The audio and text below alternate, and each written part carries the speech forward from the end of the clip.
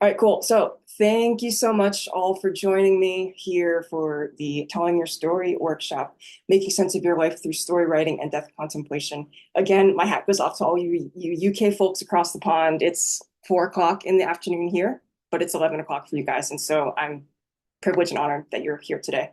Again, big thank you to Lifting the Lid for allowing me to join you.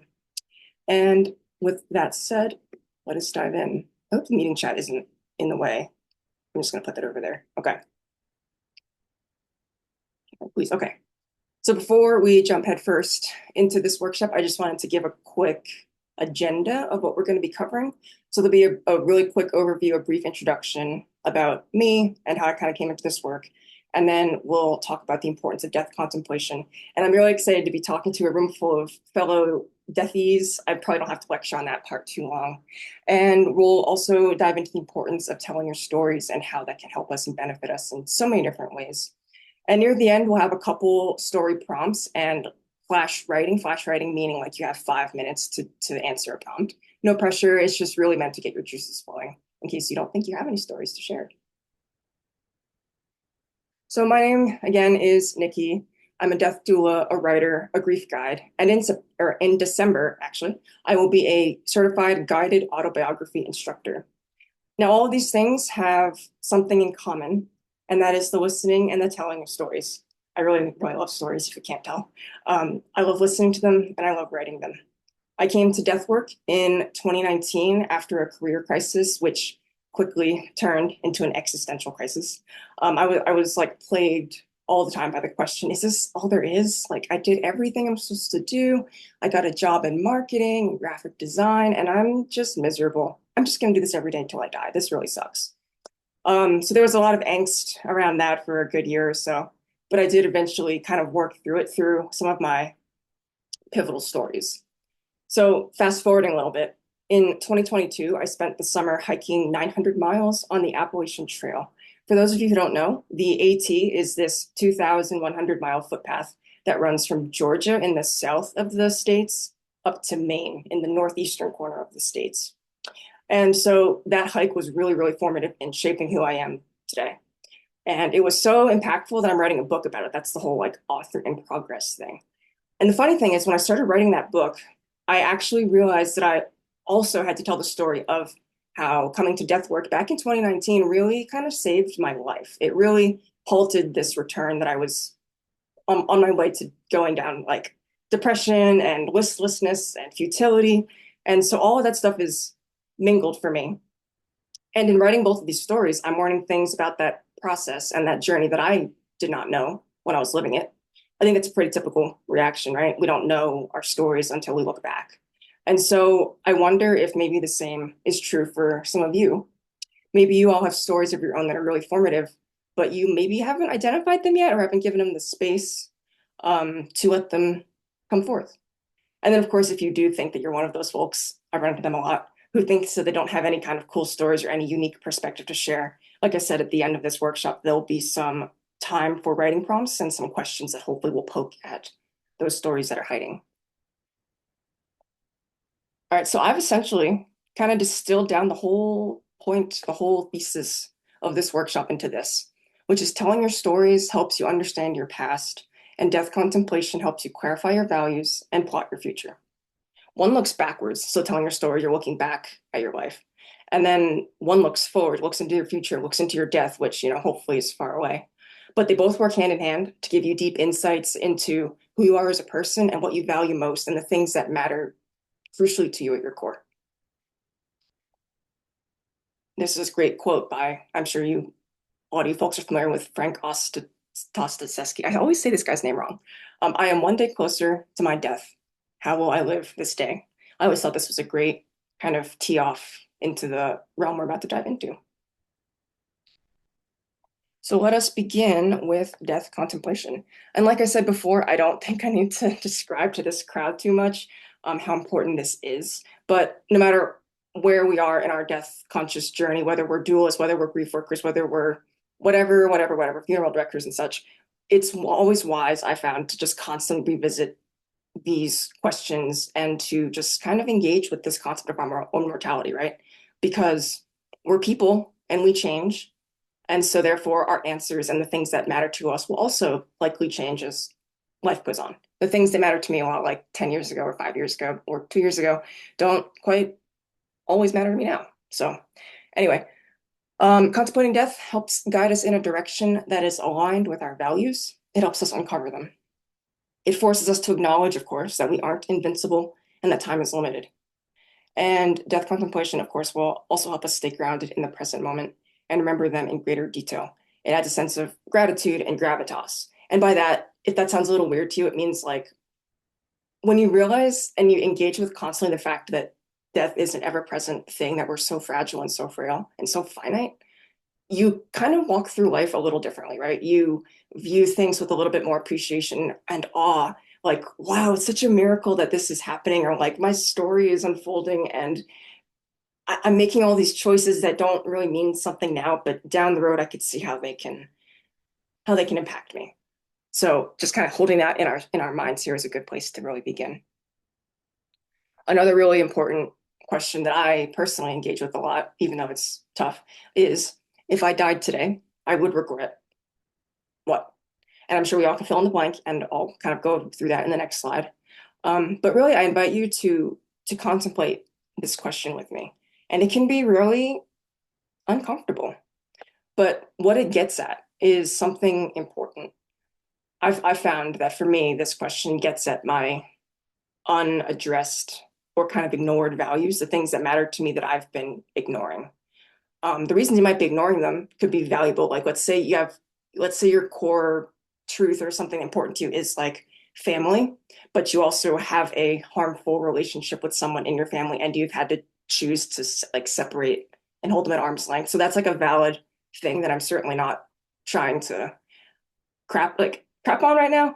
But the point of this question is to unearth some of those things which may be more unconscious, like some of those values that might be drifting off in the detritus of everything society tells us we should value, but the things that don't ring true to you.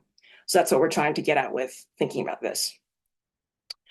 Let me see here. So kind of going through some quick regrets, I'll read a few of them. Notice that some of them are contradictory. Like some of them, like for one person can be, I regret that I chose to stay in a relationship, like maybe down here, I guess stayed too long. And I regret that I never, that I actually left. I regret that I left and I burned a bridge that I didn't need to burn.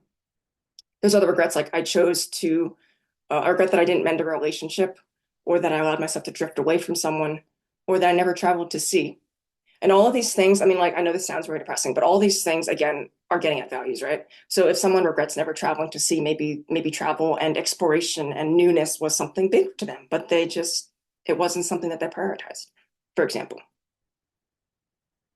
Another important thing to hold close, impermanence.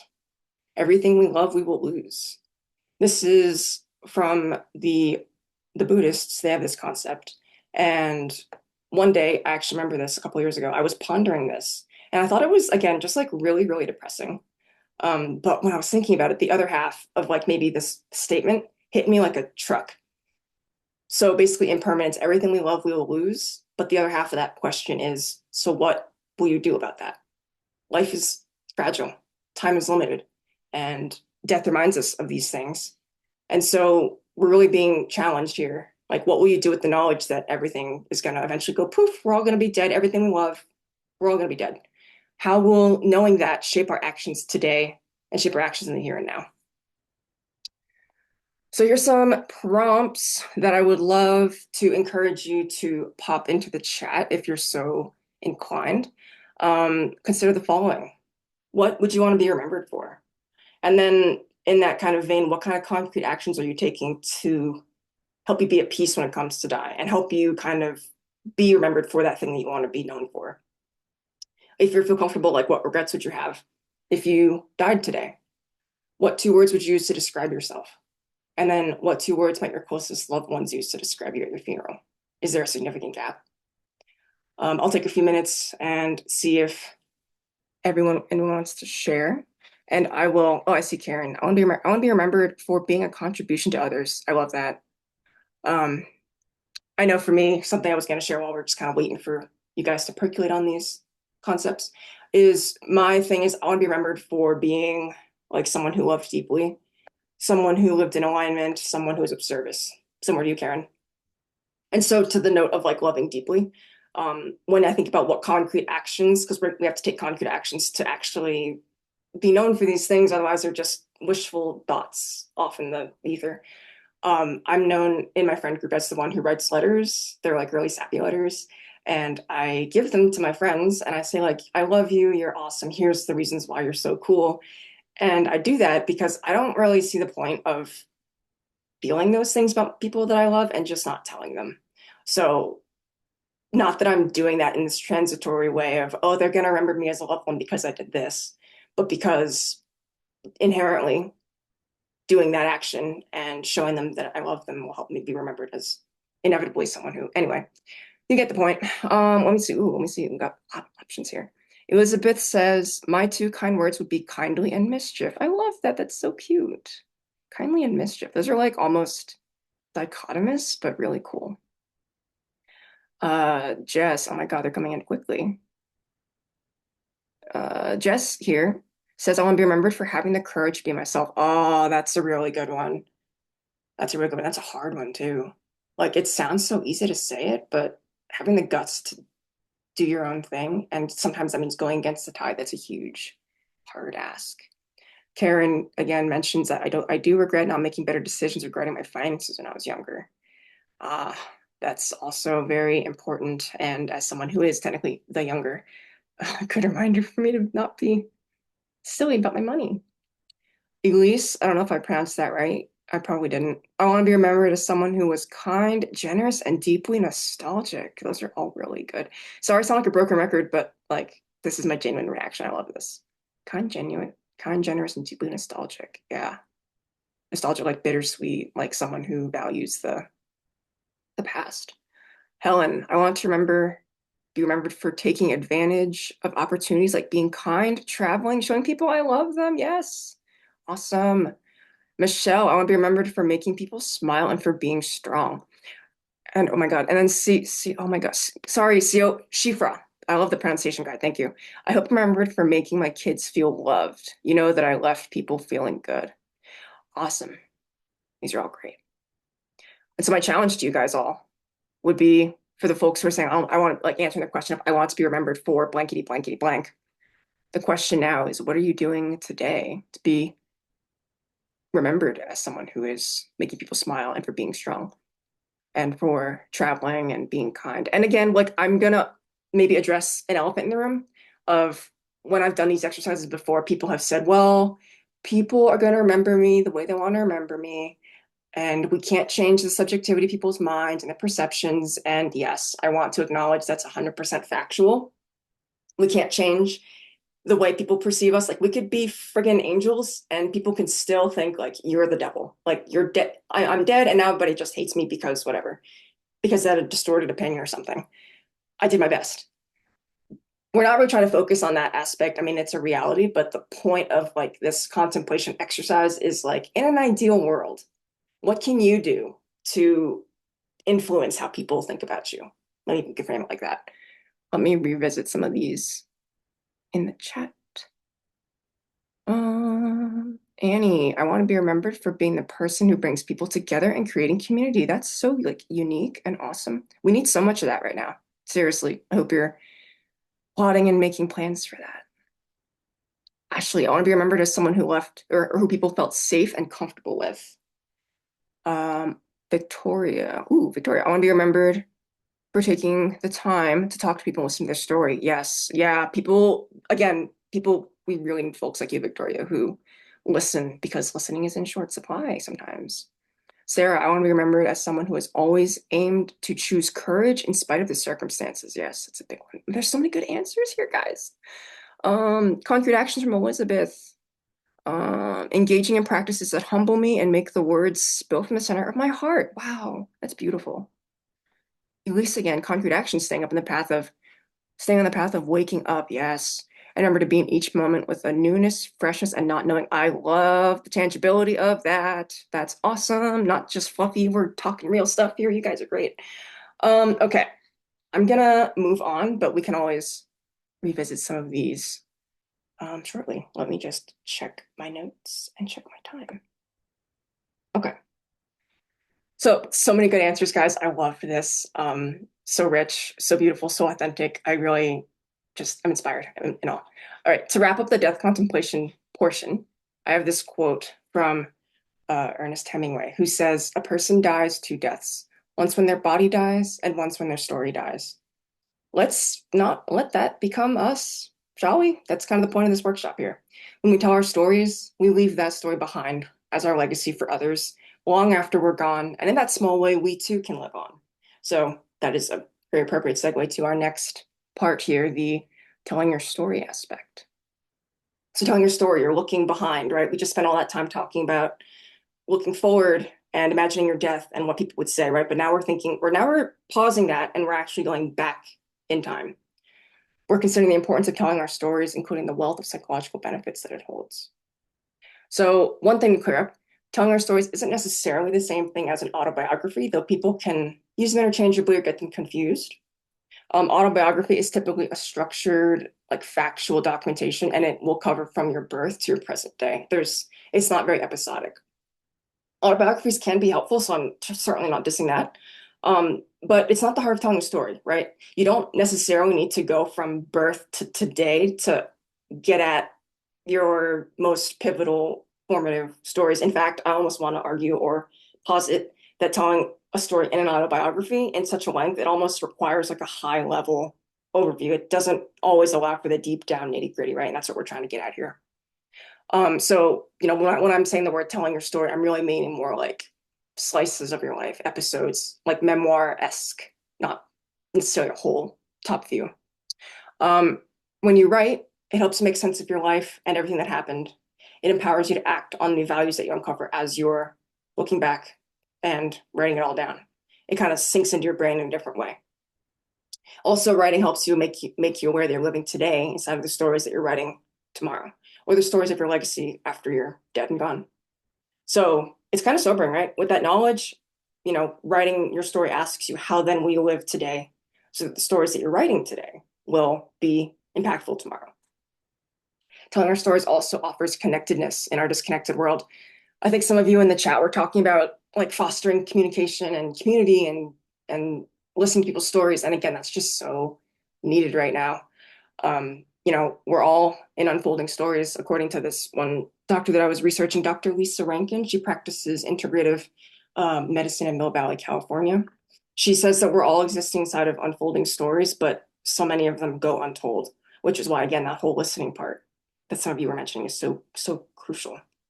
In a world longing for connection, we end up feeling really lonely and kind of like we're on our own little islands. And when we tell our stories, it helps us realize that we aren't alone. We find connection in others, right? How many times have you read a book or memoir and been like, wow, I see myself in that person's drama or that person's hardship or that person's triumph, like, and you just identify with it, and that's what really pulls you in. So it's just helping with generating that connectivity and that community that we all really want. It really just helps plug us into the greater whole of humanity in general. Sounds super profound, but it's true. Telling our stories can also be an empowering act of reclamation. I have like many examples of this from my own story, just in my own process of writing it, but also I really want to share something that struck me when I was researching for this presentation.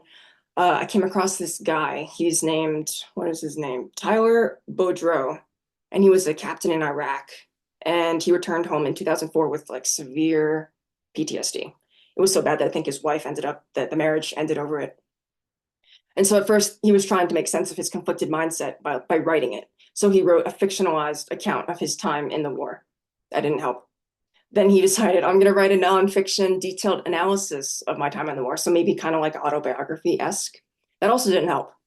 But it was only when he really dove deep and wrote a memoir in 2009 called Packing Inferno, The Unmaking of a Marine, then he really came to uncover his personal truth and like everything that kind of happened to him while he was overseas. He says that he had to get back into his story to really do that, to pull his life together. And so I thought that was really inspirational and just a powerful testament to how, what telling your story can unlock inside of you. And really it has the power to help resolve PTSD if done correctly. It's crazy.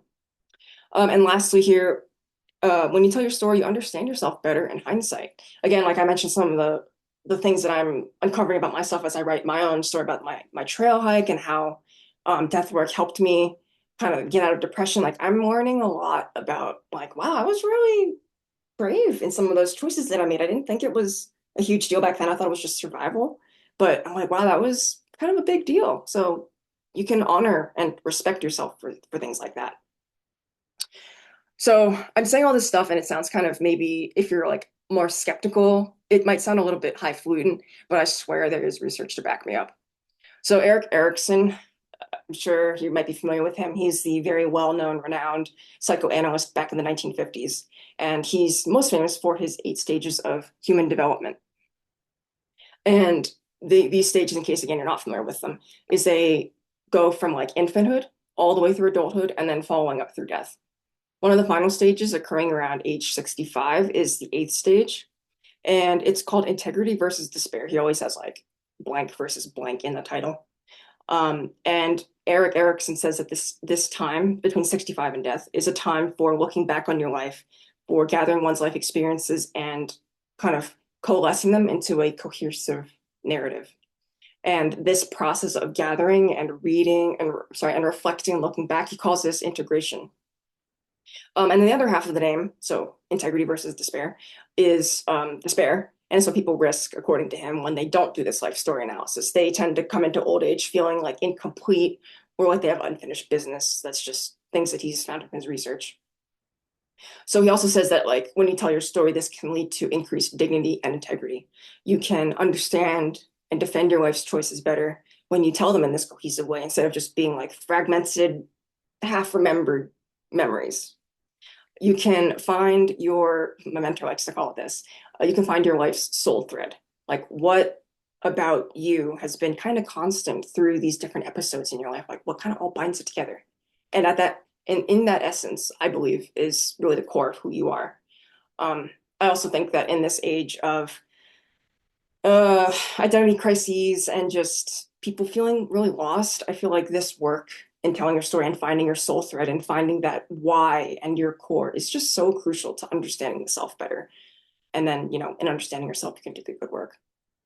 Finally, just to kind of wrap up the Erik Erikson part here, um, his research demonstrates that even regrets can be beneficial when you kind of write through your stories because you can integrate them in a way that makes sense. Like there's things I regret in my life that I can place within the grand scheme of my life as like a puzzle piece. And I'm like, okay, I'm not proud of what I did here and this choice that I made in this moment, but I can understand why I did what I was doing because that's what I knew best at the time. Things like that helps you kind of come to more acceptance.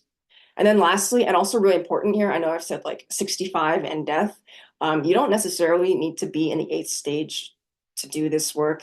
And also there's been research that I've noticed that you don't always sequentially move through these stages. You can be in your 20s and kind of having this weird crisis of, wow, did anything I do matter? I mean, that's where I was when I came to death doula work. I was very much like trying to reflect and scrambling and just wondering what was it all for. So speaking of not necessarily being in your 60s, like I'm not, some of us here are not as well. Um, what was I? Oh, we can consider a study that was done in 2022 in Australia.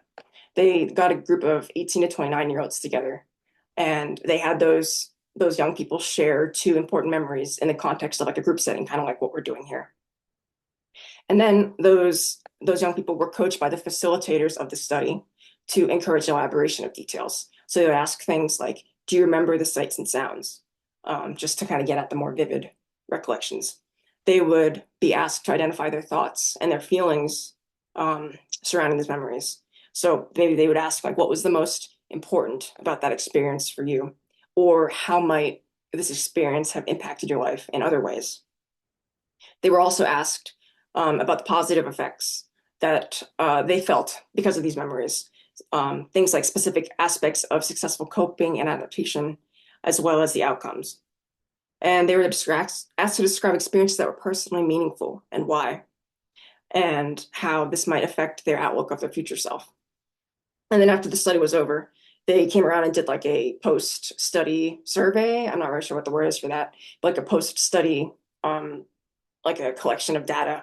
And they found that for pretty much all of these 18 to 29-year-olds across the board, they showed increased levels of self-esteem, optimism, and a sense of meaning in their lives. And again, I can't stress it enough. I'm not sure how many folks in here are in that like 18 to 29-year-old bracket, but I look around at people who are that age and I just notice so much lostness, like being lost in the world. They don't know who they are. They don't really understand a sense of what they're doing, a sense of any kind of meaning that they might derive for themselves. It's very heartbreaking to me. And so studies like this really give me hope that there is power in telling your stories, and not in a main character energy kind of way, but in a self-revelatory, empowering kind of way. I think that's really just so beautiful. So a summary here, why it matters to tell your story and what you get out of it. We're just kind of pulling it all together. Um, you know, like I said earlier in this portion, when you tell your story, you leave a legacy for those left behind. Your story answers the question of like, who were you? What did you do? What mattered to you? What made you cry? What made you feel deeply? I mean, we're all in this age of AI. I don't know how y'all feel about that, but I struggle with it. It's not the same as human connection and human stories and the things that we all can relate to. It's like it's a robot. So to me, the connection and the personal piece of it is so huge. Like we were saying earlier, telling your story really helps you understand yourself better. And I love, love, love, love this quote that life can only be understood backwards, but it must be lived forward. So telling your story and accomplishing your death, contemplating your death accomplishes both. We can only put the pieces together in hindsight, right? Like I said, with my own story, I didn't understand some of the pieces that were happening as I was living them. I was just living. But as I look back, I can integrate and gather and reflect and be like, wow, this was all just such a beautiful like tapestry that I didn't know that I was weaving. And now that I look back, I realize what a gift it is to be able to recall these things in great detail as well. Telling your story helps you wrestle with your past, the choices you made, the things that happened to you. So like we were kind of going into regrets and how you can integrate those into like more of an accepting aspect. And then there are obviously, maybe this is another elephant in the room, but there are obviously instances where things that have happened to you in the past are very, very painful and very awful and just horrible, horrible things. And I do believe that with the right guidance and intervention, maybe not on your own per se, because that could be a little difficult depending on the trauma. Um, got with like certain kind of guided interventions, even wrestling through traumas and deep pain can be recontextualized almost through the act of telling your story. You become more empowered, which is a very good segue to the last point here. You remind you that you're an active participant in your life. You're not just floating down the river. You get to control where you're going to some extent. You have some say in what happens to you. You're not just a helpless victim. And when you write, you get to kind of retell that narrative. And that really does help you with um, remembering that you're more than just a passenger here. You get to decide what happens to you. So oh, we have 15 minutes to go. Jesus, I am really so I'm glad I checked the chat. I will try to talk faster. We're almost done, actually. Really, we're almost done. So I want to finish up very quickly with this quote: "To be a person is to have a story to tell." And this quote is from this person named Isaac Dennison. And at first I thought this was a guy, but then I researched it a little bit more and I realized that this is the pen name of a woman. Her name is Karen Blixen. And she went on to write her memoir called Out of Africa. It was turned into a movie that won 7 Academy Awards.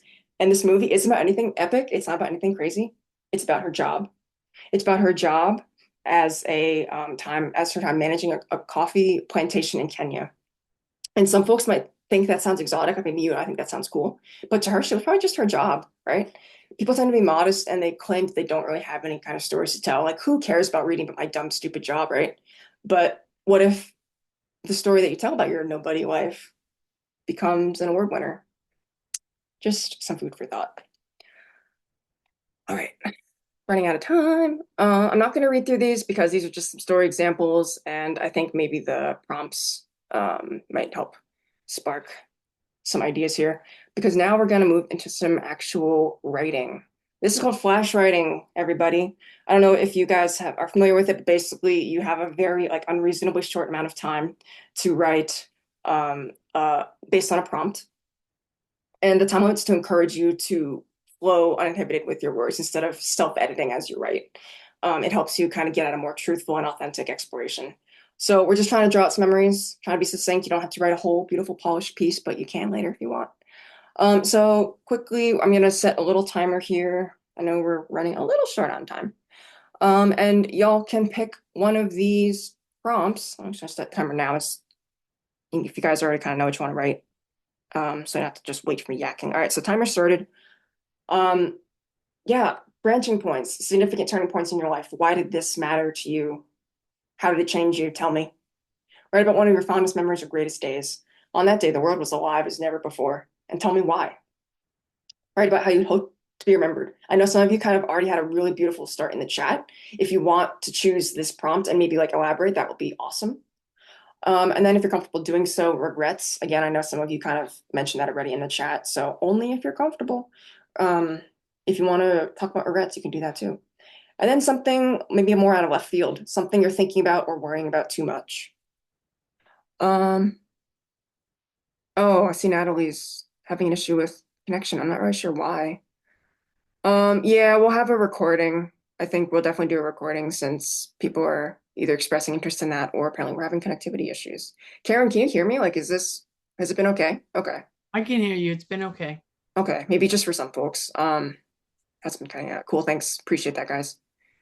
I still will do the recording, but anyway, all right. So we're at 1 minute in the timer. I'm gonna shut the hell up now and just sit and let you guys reflect a little bit.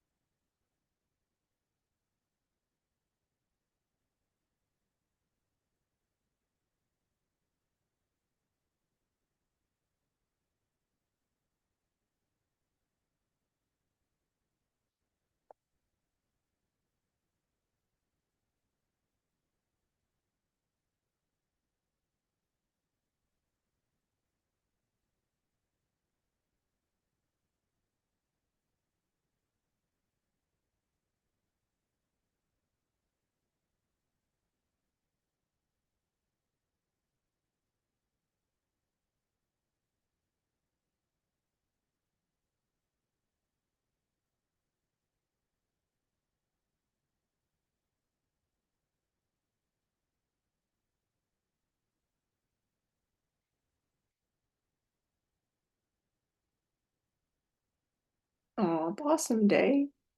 That sounds adorable, Bridget. Oh my goodness, tell me about that. What is Blossom Day? I'm imagining like cherry blossoms.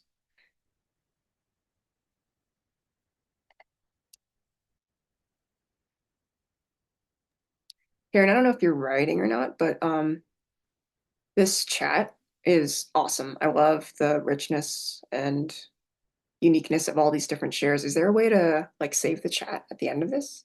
Yes, there is a way. Yeah, I'm gonna keep it.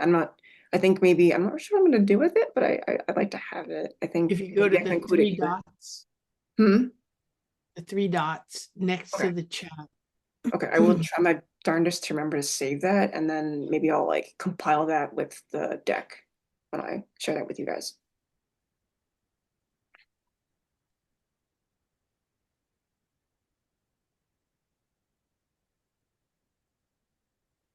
Ooh, Victoria, this is cool.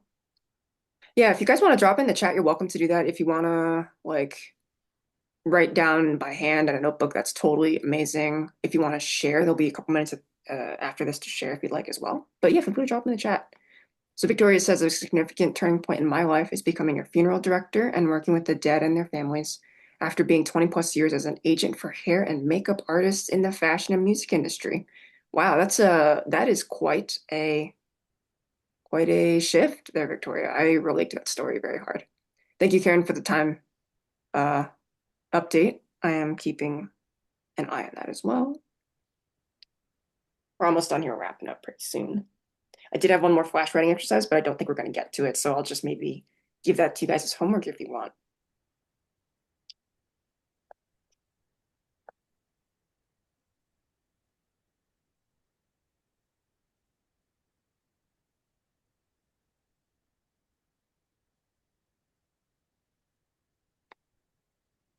Michelle says, I moved from the beauty industry, I'm guessing in Victoria, to being a death care professional. That was my turning point. Yes. Oh man, I love that we all, like several of us have had that in common. Like we started in different industries, completely different from death care, like not even counseling or ministry or clergy. No, just like fashion and design and beauty. And now we're like, yeah, we're death folks now. That's awesome. All right. Timer is done. If you would like to share in the chat anything you wrote, or if you want to unmute yourself, I mean, I can't see people, so don't even bother with raising hands, just talk. That would be awesome too. You have a few minutes for that, and then we'll move on. I can see folks, Nikki, if you want people to raise their hands, I can call on them for you. Oh, sure, yeah. Okay. Thank you, Karen. I see like 4 of you, so that's not really helpful.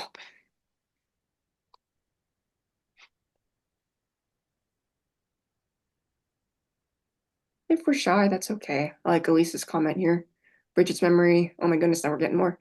Reminded me of a fond memory with my little sister where I used to love the joy of giving gifts so much that I would wrap things in my room when I was 10 and give them to her just to see her open them.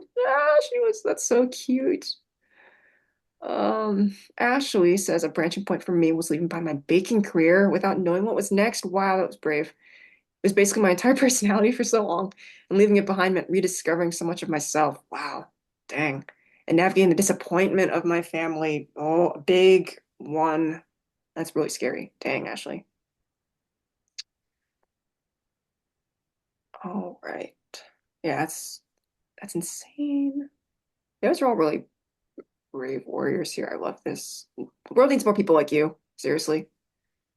Everybody needs to do more things that they care about and kind of throw caution to the wind of like what people think, which is easy to say, hard to do.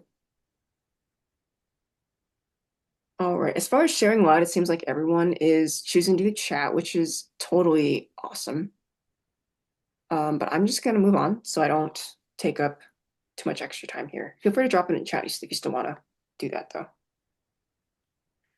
Um, so the final exercise, I don't think we're gonna get to it just because again, time, but feel free to take a picture or a screenshot of this if you want to do this in your own time.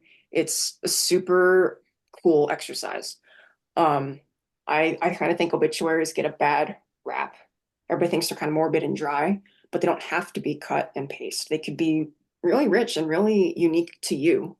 They could be dynamic and awesome and full of all these cool stories that are already just showing up in the chat. So the exercise, the idea is to hurry up and kind of write 5 minutes. Again, the flash writing element here is to prevent you from self-editing and being critical, just like, here's the things I did, right? So you're going to draft a bullet point version of your obituary. Don't write the date and cause because that will jinx you. Don't do that. Just, I died, whatever. And then you're going to include a quick summary of notable things you've done so far, like your career, places you've lived, significant people, significant others, whatever. But you're also going to include a quick summary of the things you would like to have done, maybe in 5 years, 10 years time, maybe like up until the point that you died, things like that. So I have my example over here, like my birthday, my major, my career, initially where I grew up, that crisis I was telling you about, my branching point, pivotal point stories.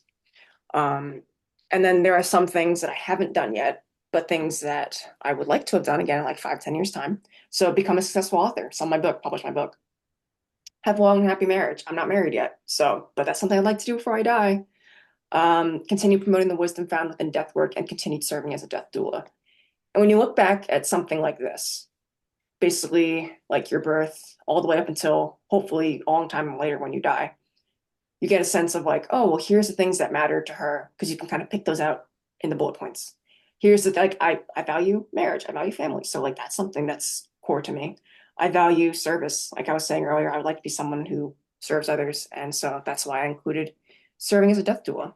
And this did take me about like 5 minutes. Like I didn't really think too hard about this. But if you do choose to do this, you are welcome to elaborate as much as you want. And you don't have to have a time limit, but the time limit I find is an interesting exercise. Okay, we're pretty much out of time and almost done. I didn't think this would go so long. I'm really happy. I just want to leave you with this very popular quote from Mary Oliver that everyone in the death world seems to use, but I love it. What is it you plan to do with your one wild and precious life? It's a really profound and thought-provoking quote. I mean, there's a reason everybody uses it all the time. Um, I really believe that death contemplation forces you to engage with this question. And then when you tell your story, you answer it one page at a time. All right, here are my sources. Again, you guys will get the deck so you can read this if you want. Know that I'm not just full of hot air. And let's all keep in touch. I really loved giving this workshop. I think even more than I thought I was going to. I was already excited, but you guys made it amazing with your discussions in the chat. It was truly a privilege and an honor. My website, my newsletter, my Instagram, and my email, all the internet things are listed here. So if you again want to take a screenshot, you can throw that, you could grab that. And I think Karen also is very wonderfully throwing my links in the chat. Um, if you're interested in continuing this process of telling your story, just let me know. I'm putting together some offerings in the future. Um, any questions? I think we're pretty much out of time. Yeah, questions, comments, snide remarks, concerns. This is the time to do it. I'm seeing all of the. Hi, Nancy. Yes. Sorry, did I interrupt somebody? I was going to remind you not to forget to save the chat so you can see all the lovely comments Oh, yes. before you. Thank you, Victoria. I was going to forget. Let's save that chat. Thank you so much. Oh, thank you for all the sweet comments, guys. This is awesome.